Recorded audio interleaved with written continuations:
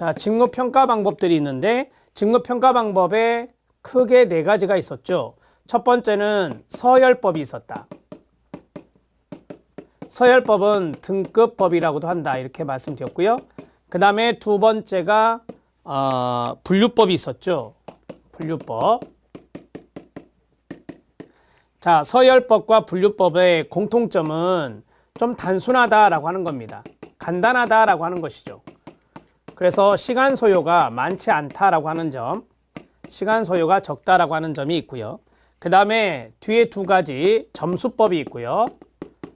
점수법이 있고, 그 다음에 기준 직무 요소들을 비교하는 요소 비교법이 있었다. 자, 이 2가지는 약간 이제 좀 절차가 복잡해요. 절차가 복잡하고, 그 다음에 시간이 소요된다라고 했어요. 시간 소요가 많이 된다라고 하는 측면이 서로 이제 대비적으로 알 수 있는 부분이고요. 여기서 한 가지 더 대비할 것은 앞에 2가지는 비계량화 방법이에요. 비계량화 방법에 해당된다. 비계량화 방법을 우리가 질적 방법이라고도 할 수 있어요. 계량화를 안 하니까. 그 다음에 여기 2가지는 계량화 방법이다. 수량화를 한다라고 하는 거죠. 계량화 방법이다 라고 해서 수량화를 하기 때문에 양적인 방법이다. 이렇게도 말할 수 있겠죠. 이 정도만 정리를 하고 넘어가세요. 개념적인 부분들은 교재에 있으니까 그걸 쭉 읽어주시면 되겠습니다. 직무평가 실시에 있어서 유의점입니다. 동태적인 직무평가 태도, 그다음 직무 분석의 선행, 직무 분석을 먼저 하고 평가한다 했었잖아요. 그 다음 적정한 평가 방법, 직무평가의 선정상 문제점, 임금 결정 과정에서의 직원의 반발, 그 다음 노동시장의 임금, 평가자의 편견. 편견은 바이아스, 즉 치우침이라고 하는 것이죠. 선입관이라고도 하는 것이죠. 동태적인 직무평가 태도부터 좀 보겠습니다. 중요한 거 아니에요. 참고하셔도 돼요. 평가 대상을 직무 대상자가 이해하고 이 목표 달성에 동기를 부여하고 의욕 향상에 노력하는 동태적인 직무평가 태도가 필요하다라고 하는 것입니다. 아무래도 우리가 상당히 좀 적극적으로 액티브하게 직무평가 태도가 필요하다라고 하는 것을 이야기하고 있는 거고요. 그 다음에 직무분석의 선행입니다. 직무평가는 직무분석을 전제로 하는 거예요. 그래서 직무분석에 의하여 기업 내 직무의 특성이 명확히 파악되지 않는 한 합리적인 직무평가는 기대할 수가 없어요. 그래서 직무분석이 잘 선행돼야 됩니다. 그래서 무엇보다 정확하고 신속한 직무분석의 선행이 요구된다는 거, 적정한 평가 방법을 해라. 기업의 업종 규모가 다 틀리잖아요. 그래서 시간적인 경제적 측면 이것도 고려해야 돼요. 말씀드린 대로 그런 것들을 고려해서 적정한 평가 방법을 채택해야 되겠죠. 직무평가의 선정상 문제점입니다. 직무평가를 실시할 때 직무분석 자료에 근거해서 평가 요소를 선정하는 과정, 그리고 평가 요소에 대한 가중치, 요소 간의 비중에 따른 판단상의 오류 이런 것들이 발생할 수 있으니까 그런 것들을 잘 고려를 해야 된다라고 하는 것입니다. 임금 결정 과정에서의 반발도 있는데요. 직무평가는 직무의 상대적 가치를 결정해서 임금 격차를 합리적으로 결정하는 목적이 있다라고 했어요. 따라서 기업 내부의 임금 격차를 합리를 결정하는 과정으로서 임금에 대한 종업원의 불만, 노동조합의 반발 이런 것들이 발생할 수도 있죠. 그 다음에 노동시장의 임금입니다. 노동시장의 임금과 직무평가에서 산정된 임금의 불균형이 발생할 수도 있어요. 그러니까 노동시장의 임금은 상당히 높게 책정되어 있는데 어떤 기업 내부에서 직무평가를 해서 그 직무에 대한 임금이 낮게 책정되어 있다면 또 문제가 되는 거예요. 이런 것들이 바로 불균형의 문제거든요. 그 다음에 평가자의 편견입니다. 직무평가의 과정이라든지 직무평가 결과의 해석에 있어서 평가자의 주관이 들어갈 수 있다는 거죠. 그래서 이러한 주관적인 편견이 문제가 될 수 있다고 하는 거. 이해되시죠? 충분히 이해되실 겁니다. 제7장입니다. 여러분 이 교재의 마지막 챕터가 바로 이 7장이에요. 직업심리학의 7장입니다. 이게 마지막 챕터라고 보시면 되고요. 직업 적응과 직업 전환입니다. 직업 적응, 그 다음에 경력 개발, 직업 전환 이렇게 3가지가 나와 있는데요. 이 직업 적응에 해당되는 부분, 그 다음에 경력 개발에 해당되는 부분, 그 다음에 쭉 넘어가시면 이제 경력 개발 프로그램까지 쭉 나오고요. 그 다음에 직업 전환, 실업자의 직업 전환 그걸로 정리가 되어 있습니다. 이렇게 해서 크게 3파트로 이루어져 있는데, 자, 이것은 이번 강의하고 그 다음 강의 한 강 정도 하면 마무리가 될 것 같습니다. 자, 직업 적응 부분에서는 우리가 이제 동기 이론이 있어요. 이런 동기 이론들이 여러 학자들의 동기 이론이 나와 있거든요. 이 동기 이론은 아직까지는 출제된 바는 없어요. 그렇지만 우리가 좀 알아야 될 학자들이 몇 분 있거든요. 그것들을 제가 말씀을 드리겠습니다. 자, 먼저 보시죠. 자동화와 직업 적응입니다. 자동화의 결과는 숙련 노동의 해체, 그 다음에 대량의 단순 반복 작업, 과밀 운동, 과대 부하, 소프트웨어에 대한 노동이다 라고 말할 수 있습니다. 컴퓨터 사용하는 사람에게 공통적으로 보이는 사회병리 현상, 테크노 스트레스란 게 있습니다. 그 다음에 테크노 불안증, 테크노 의존증 이런 것들이 발생합니다. 자, 소외나 직업 안정 위협 등의 부정적 효과가 나타난다라고 했어요. 우리가 이제 메이오의 호손 실험, 호손 공장 실험이 있거든요. 호손의 인간 로봇 점검에 관한 연구. 밑에 보시면 호손 실험의 결과는 조직에서 인간행위의 사회적 차원이 갖는 의미를 일깨워 주었습니다. 즉, 이 사회적 차원은 바로 대인관계, 인간관계가 좀 중요하다라고 하는 것을 이야기하고 있는 것이고요. 자, 이후 경영자들은 공학적인 기술에 덧붙여 사회적인 기술의 필요성을 느끼게 되었고요. 이에 따라서 종업원들이 그들의 직무에 보다 만족할 수 있도록 어떻게 느끼게 할 것인지 여기에 대한 이해에 보다 많은 관심을 가졌다고 합니다. 참고적으로 알아두시면 되겠습니다. 자, 그 다음에 두 번째는 작업 동기. 여기가 이제 동기 이론이 좀 나옵니다. 작업 동기, 직무 만족, 직업 적응을 보면 이 작업 동기 이론이 나와요. 거기에 보면 호손에서 출발했다라고 했잖아요. 직무에 대한 동기 이론의 대두는 호손에서 출발했다. 호손 공장 실험은 메이오의 인간관계론과 연관성이 있어요. 밑에 각주를 알아봐 드렸고, 그 다음에 기억에 보면 욕구위기 이론이 있습니다. 누구죠? 우리가 로의 욕구 이론에서 배웠던 매슬로우입니다. 자, 매슬로우의 욕구 위계 이론은 동기 이론을 발전시킨 것으로 낮은 수준의 욕구가 만족되면, 충족이 되면 더 높은 수준의 욕구가 동기 원인이 된다라고 하는 겁니다. 그 다음에 존재관계 성장을 말했던 사람이 알더퍼라고 하죠. 알더퍼에 의해서 제안된 겁니다. 아담스의 형평성 이론이 있습니다. 여기 디귿의 별표 하나. 자, 우리가 이제 어떤 조직의 보상이 형평적으로 공정하게 공평하게 이루어지고 있다라고 한다면 그러한 것들에 의해서 동기가 유발될 수 있죠. 자, 아담스에서 제안된 것으로 집단의 영향을 강조합니다. 자신 외에 타인에 대한 지각을 중시합니다. 그리고 왜냐하면 이제 공정한지 공평한지는 자기와 어떤 타인과의 비교에서 나오는 것이니까 행동이 활성화되고 유지되는 과정을 이해하는 데 초점을 둡니다. 실력 따지기 보면 아담스의 형평성 이론이 나와 있습니다. 개인의 욕구에 기초한 욕구 이론과는 차별이 있다. 그렇습니다. 욕구 이론은 조금 어려운 말로 동기 이론의 내용 이론이라 하고요. 여기는 아담스는 과정 이론 중에 하나거든요. 형평 이론은 과정 이론 중에 하나라서 좀 달라요. 집단의 영향을 강조하고 타인에 대한 지각을 중시한다. 거기서 중요한 것은 타인에 대한 지각입니다. 자, 행동의 활성화 유지 과정에 초점을 두고요. 행동은 상황의 지각에 기초한다. 그러니까 이 상황이 공평한 상황이냐, 형평성이 있는 상황이냐, 그걸 지각하게 되는 것이 상당히 중요하다라고 하는 거죠. 아담스는 사회적 비교 원리에 근거한 작업 동기 이론을 제안했습니다. 사회적 비교 원리 밑줄. 그러니까 사회적 비교 원리는 나와 타인 간의 비교를 이야기하는 거예요. 자, 그런 것들을 이야기하고 다섯 번째가 좀 결정적인 건데 그 자리 별표 하나.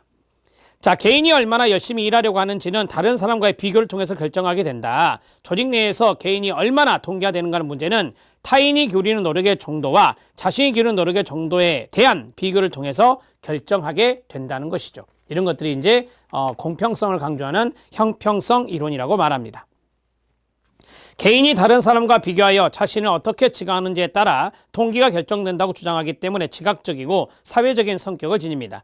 형평성이 없는 것, 불형평을 말하죠. 형평성이 없는 것에 대한 감정은 긴장을 일으키고 개인에게는 이러한 긴장을 줄이는 동기가 발생하게 되겠죠. 개인과 타인 간의 불형평이 크면 클수록 긴장이나 그 다음에 긴장을 줄이기 위한 동기는 더욱더 커질 수 있다라고 하는 것입니다. 아담스는 지각된 불형평성으로부터 야기된 긴장감을 동기의 근원으로 간주했는데 만일 개인이 타인과 공평한 관계에 있다고 지각한다면 동기가 발생하지 않기 때문에 불형평에 대한 감정은 동기 유발에 있어서 상당히 필수적이다 이렇게 이야기가 됩니다. 그러니까 여기서 말하는 것은 긴장이나 긴장을 줄이기 위한 동기가 되는 거예요. 그 동기가 더욱더 커진다라고 하는 거죠. 불형평이 크면 클수록 이 긴장을 줄이기 위한 동기 이런 것들이 높아진다라고 하는 것들을 이야기하고 있습니다. 자, 기대 이론이 나오는데 기대 이론은 브룸의 기대 이론입니다. 대개 브룸, 그 다음에 포터, 롤러가 대표적인 학자이며 조직 행동의 동기를 애연했는데 브룸의 기대 이론은 그 유인가라고 하는 거, 유인가, 인센티브라고 하는 것이거든요. 이런 것들이 이제 작업 동기를 상당히 높이는 요인이 된다라고 하는 것들을 이야기하고 있습니다.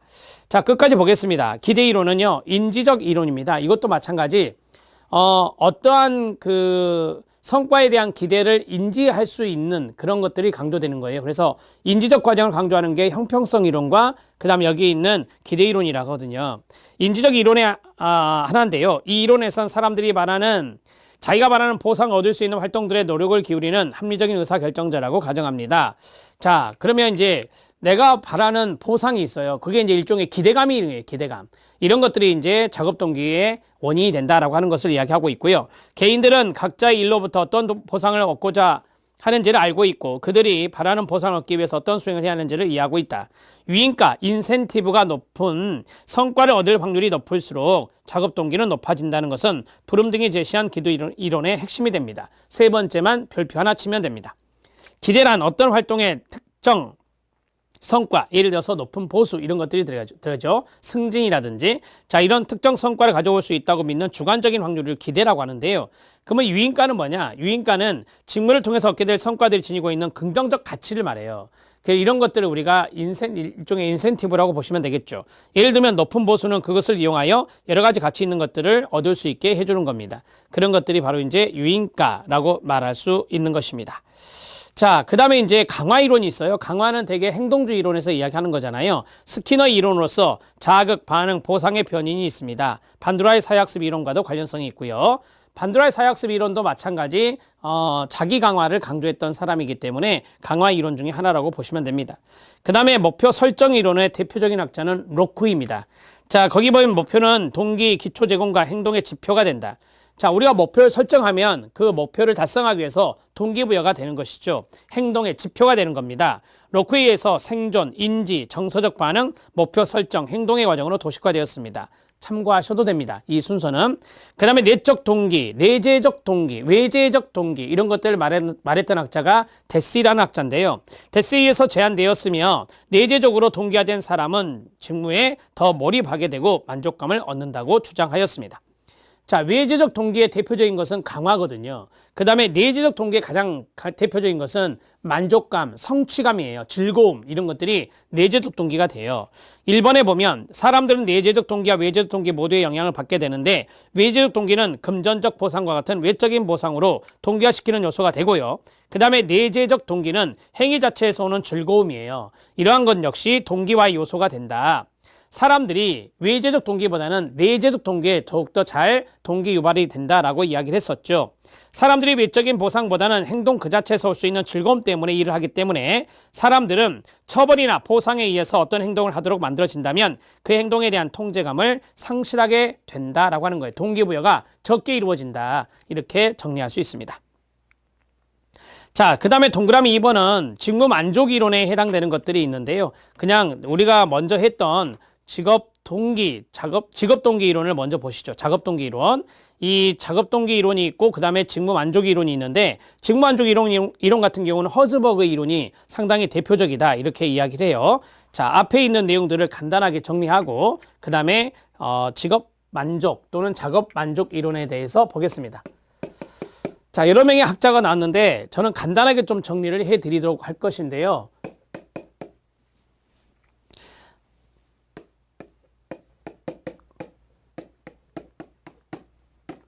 자, 이 동기와 연관성이 있는 이론들이 많이 있었죠. 자, 첫 번째가 매슬로우입니다.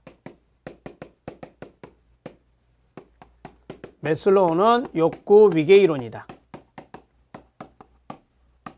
그 다음에 두 번째 알더퍼가 있었습니다. 자, 알더퍼 같은 경우는 존재, 관계, 성장, ERG 이론이라고 합니다. 자, 그 다음에 세 번째. 자, 세 번째는 형평성 이론이 있다. 아담스 형평성 이론이 있다. 자, 형평성 이론에서는 이런 이야기가 있었죠. 사회적 비교 이론에 기초한다. 이런 이야기가 있었고, 그 다음에 타인과의 불형평이 클수록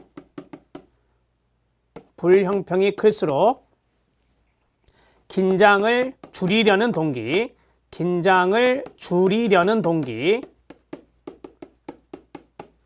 이것은 커진다라고 했어요.